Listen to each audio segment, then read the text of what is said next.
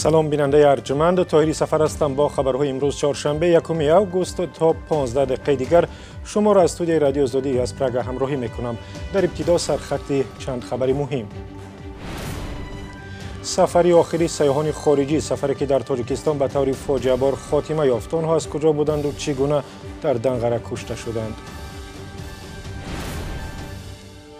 بحثی داغ تشخیص پرده بکارت در تاجیکستان، بحثی به گفته بعضی از جامعه شناسان بی‌معنی که به فاجعه میرساند و نشانه خوش اخلاق بودن دختران هم نیست. در عصر 21 این خیلی مسئله گذاری کردن که این همین نشانه اخلاق است، این خودش علاقه به اخلاق است. پروازی قیمت بلیط هواپیماها، مهاجران تاجیک میگویند بلیط ها به حد گران شدند که بسیاری ها از راه به سوی روسیه برمیگردند. 4000 4000 میگن 500 بلیط سامانه میشه دو برابر قیمت. تفصیل خبرها. خویشاوندانش میگویند به کلین و نبیره محیدین کبیری رئیس حزب ممنوع نهضت اسلامی در تاجیکستان شناسنامه دادند و اکنون آنها میتوانند به خارج سفر کنند. اسلام الدین زین‌الدین بابای ابراهیم طلازاده 4 ساله روز 1 آگوست شناسنامه آنها را بر رادیو آزادی نشان داد ولی نخواست راجع به مسئله صحبت کند. نبیره 4 ساله کبیری بیماری سرطان دارد و مخالفان دولت میگفتند که حکومت تاجیکستان او را برای فشار به کبیری به اصطلاح گروگان گرفته است. ولی به شبکه‌های اجتماعی کشیدن مسئله، مقامات تاجیکستان گفتند آمادند به این خانواده شناسنامه بدهند. با گذشت 3 روز از حمله وحشتناک به سیاحان خارجی در دنقره جزئیات این حادثه روشن‌تر می شود. دیروز ویدیو نشر شد که بر رهبری داعش عهد صداقت دادن 5 عضو گروه حملگران را نشان می دهد. در عموم در حمله روز 29 ایول 4 سیاح خارجی کشته شدند، 3 نفر آسیب دیدند. جزئیات دیگری حادثه در گزارش ساجده میرزا. در این نوار سیاحان خارجی قبل از ادامه سفر به سمت دوشنبه در کولاب 90 کیلومتری دنقره توقف می کنند. این 4 نفر جزئی یک گروه 7 نفری بودند که هنگام گردشگری در بدخشان با هم آشنا شدند و یک جا به سوی دوشنبه حرکت می کردند.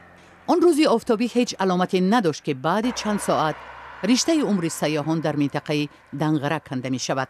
آنها در راه به سوی پایتخت مورد حمله یک گروه قرار گرفتند. در این حمله 4 سیاح وحشیانه کشته شد، 3 نفر دیگری آنها زخم برداشت.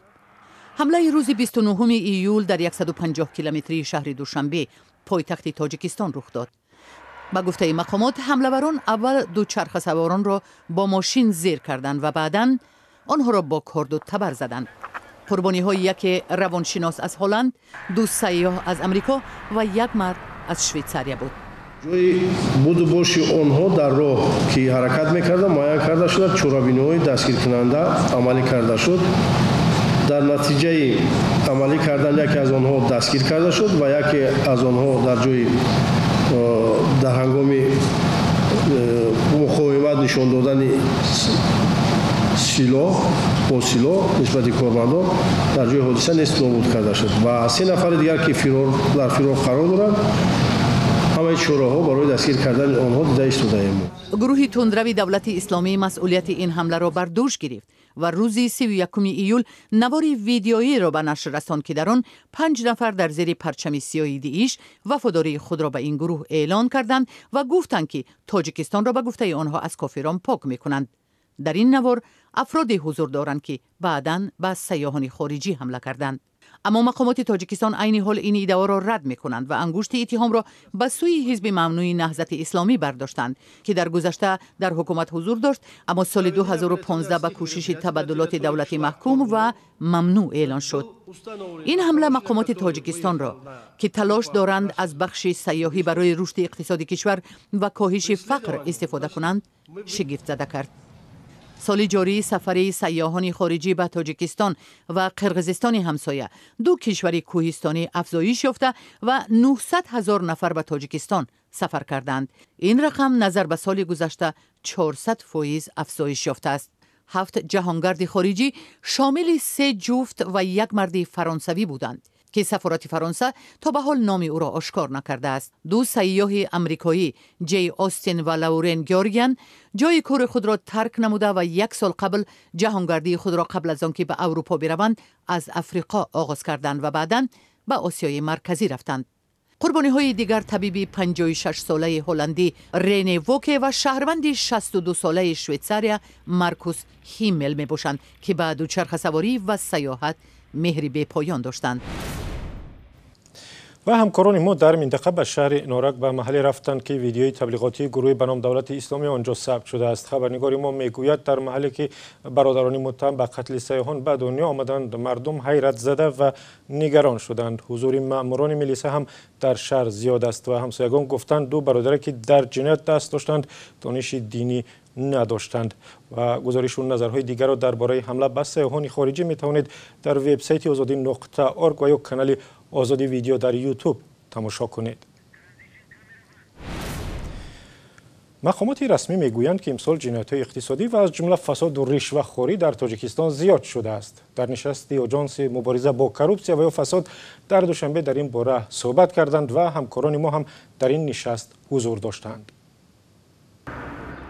مقامات اداره مبارزه با فساد در تاجیکستان میگویند بیشتر از همه در ساحه تندرستی، زمینسازی و معارف موردهای سوء استفاده مبلغ‌های دولتی و فساد و رشوه‌خوری را آشکار کردند. رهبران آژانس نظارت مالیوی و مبارزه با کروپسیا روز 1 آگوست در یک نشست خبری در دوشنبه رقم‌ها درباره جنایت‌های مالی را آوردند که زیاد بودن جنایت‌های مالی در این بخش‌ها را نشان می‌دهد. صادرشوی جنایت‌ها در وزارت کارهای داخلی 46، مدافع 8، معارف و علم 63، تندرستی 66، مهنت مهاجرت و شغل اهالی 35، عدلیه 15، کشاورزی 5، کمیته‌های اداره زمین و گیاه‌دزی 64، معماری و ساختمان 11، انداز 16 تمایل زیادشوی داشته در مقامات سودی 12 جنایت صادر و با قید گرفته شده است.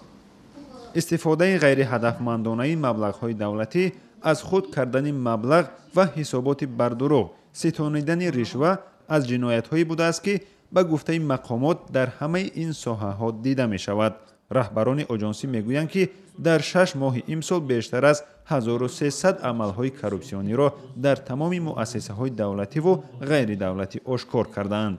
در نهادهای دولتی چنین جنایت‌ها زیاد شده است. مقامات تاجیکستان اعتراف می‌کنند که جنایت‌های اقتصادی و به خصوص رشوه‌خوری در تمام سطح‌ها دیده می‌شود و به امنیت کشور خطر دارد. شادمان یتیم، مولا رجب یوسفی، آزادی دوشنبه. رو میاریم به مسائل اجتماعی. طبیبان در مرکزهای تشخیصی میگویند وقتهای اخیر درخواست دختران تاجیک برای تشخیص پرده بکارت قبل از ازدواج زیاد شده است و دخترانی که هم برای تشخیص میآیند خود را تحقیر شده احساس میکنند. مسئله مذکور در جامعه سالهای اخیر زیاد بحث می شود چون بر سر چندین خانواده فاجعه و ماتم آورده است.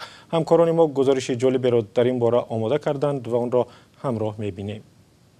اگر مثال همان مرد که با همان زن خانه‌دار شدنی است باوری نداشته باشد مجبور نشود که آن را برد. این دختر درباره مسئله حرف میزند که در چند سال اخیر با موضوع داغ تبدیل یافته است: تشخیص بکارت پیش از ازدواج. در پی حادثه های از همپاشی عائله ها و حتی خودکشی دختران جوان، برخی ها میگویند این تشخیص مسئله را نه حل بلکه پیچیده تر میکند. البته این تحقیر است، تعقیب است، تعبیز است نسبت دخترها. از این رو در عصر 21 این خیلی مسئله گذاری کردن که این همین نشانه اخلاق است، این خودش علاقه به اخلاق است. بحث بکارت در جامعه تاجیکستان بعد از فاجعه پرسر و صدا و مرگبار رجب خورشید، عروس در ناحیه واسه که بعد از بحث پاکدامنی با شوهر خودکشی کرد، داغ شد.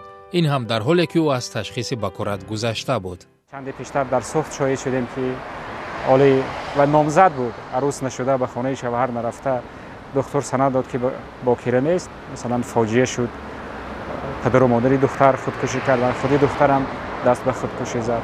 همین گونه پیامدهای نامقبول دارد. масъулини кумитаи кор бо дин, ниҳоди назорат ва танзимкунандаи масоили мазҳабӣ дар Тоҷикистон мегӯянд, дар ин мавзӯъ бетараф нестанд. мо хомӯш нестем.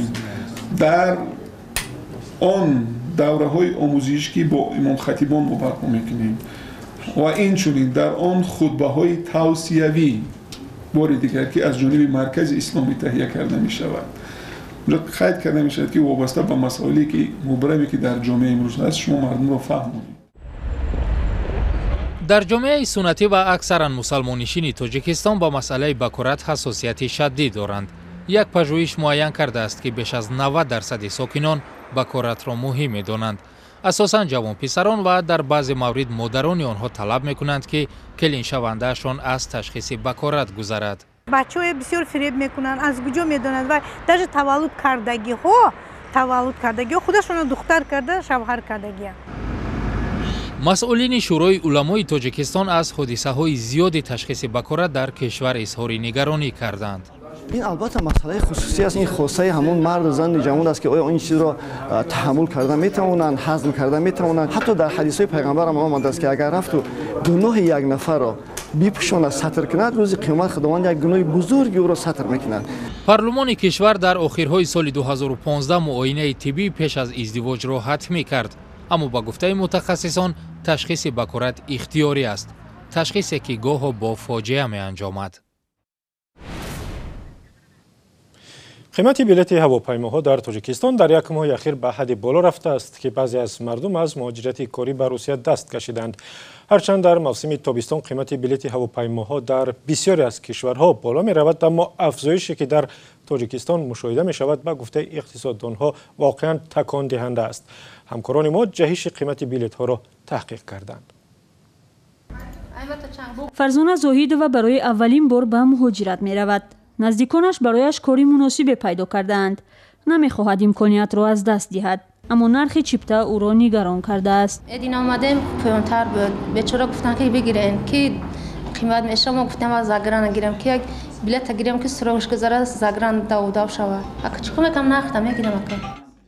چیپتای هواپیما از دوشنبه به مسکو پس از انجام بازی‌های جام جهانی فوتبال به طور رکوردی بالا رفت. قیمت بلیط‌ها وابسته به سمت پرواز و شرکت‌های هوایی از 50% تا 1 برابر افزوده است. اگر تا چند پیش ارزش یک چیپتا به سمت مسکو از 2060 سومانی شروع می‌شد، حالا نرخ آن به بیش از 4000 سومانی می‌رسد. 2000 داشتم، کم تر گفتم خیلی 2200 گفتم ایلش با 2200 کردم با 2400 شد. ششم چیزا بود در کور باش، من همجا کور میکنم تو داور خاطی این همین برای همون ما سروسیمم که باید همین ششم چیزا در کم تر ارزان‌تر یوبم. در تاجیکستان قیمت چیپتا به روسیه معمولاً آغاز بهار و موسم مهاجرت بالا میرفت. جام جهانی فوتبال موسم سفر مهاجران را به روسیه تغییر داد. ближайший меньше чем 4000 вряд ли. نرخ بلیط نزدیکترین پرواز نه کمتر از 4000 سومانی است. برای پرواز نوبتی که پس‌فردا یا اینکه 3 و 4 آگوست است، نرخ بلیط 4200 و یا 4300 سومان است. البته ما کوشش میکنیم که به مزاجانمون تخفیف کنیم. با آنها تا 100 سومان گذشت میکنیم، اما برای بعضی این مبلغ هم خیلی قیمت است. در پی بالاروی نرخ چیپتای هواپیما به سمت روسیه، حالا دیگر مهاجران برخی توسط فرودگاه تاشکند و برخی دیگر هم توسط قطاره به روسیه می روند. محمد هم زیاد فکر نکرد و برای 6 سپتامبر چیپتای قطاره‌ای سمت مسکو را خرید. حالا ارزان 1420 می‌خوایم ما در ویگن 4000 4500 میگن. 700 بلیط سامانه میشه. دو برابر قیمت داره. چرا پولیس خط میاریم؟ مشکل نمیشه پاییز خاکی توافقش با خودو. اما طی کردن 4-5 هزار کیلومتر و صرفه چند روز نه برای همه موافق است. از این رو بازم اکثریت رو به چیپتا فروشی های هواپیما می‌آورند. بالا رفتن نرخ بلیط هواپیما در تاجیکستان از موضوع مورد نگرانی ساکنان است، چون اکثر نانآوران خانواده ها برای کار به روسیه روا می‌کنند و نرخ چیپتا برایشان بسیار مهم است. و رسیدیم به پایان برنامه امروز. برای دریافت خبرهای بیشتر سری بزنید به وبسایت azadi.org و هم کانال آزادی ویدیو در یوتیوب. در فیسبوک هم صفحه داریم با نام رادیوی آزادی.